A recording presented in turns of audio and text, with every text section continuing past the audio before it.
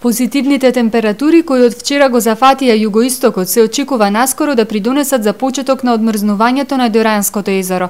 Според наблюдувачот од Управата за хидрометеоролошки работи, езерото е замрзнато веќе 5 дена, а крајбрежјето и подолго. Моменталната дебелина на мразот на мерната станица во Нов Дојран е 11 сантиметри, а температурата на водата што се мери на истата локација е минус 0,2 степени. И денеска моментално со слабото е во, да кажеме, езерото може да дојде до размрзнување, или тоа што температурата на воздухот негде 11 степени во Дојран денеска измерена. Голема веројатност да попушти езерото средишниот зборуваме, каде што е потенок слојот на мразот и така да дојде до размрзнување.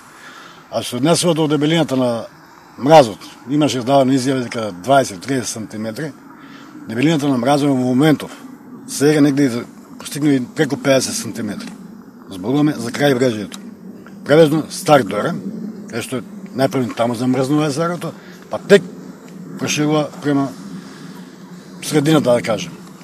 Истиот случај го имаме ние, сега е 4-5 дена замрзнато езерото, пред 10 на години 12, беше замрзнато цело езеро 23 дена. Талески се сеќава дека тогаш дебелината на мразот изнесувала 50 сантиметри, на кои биле налепени дополнителни 30 сантиметри земјен талок.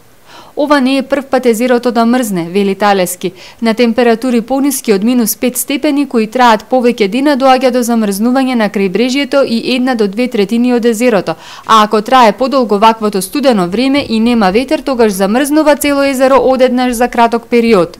Што не се до птиците, имаше давно изјави дека наводно меѓу себе се јаделе. Птиците меѓу себе не се јаде. Него, што има умрени птици мрши, ми ги јаде.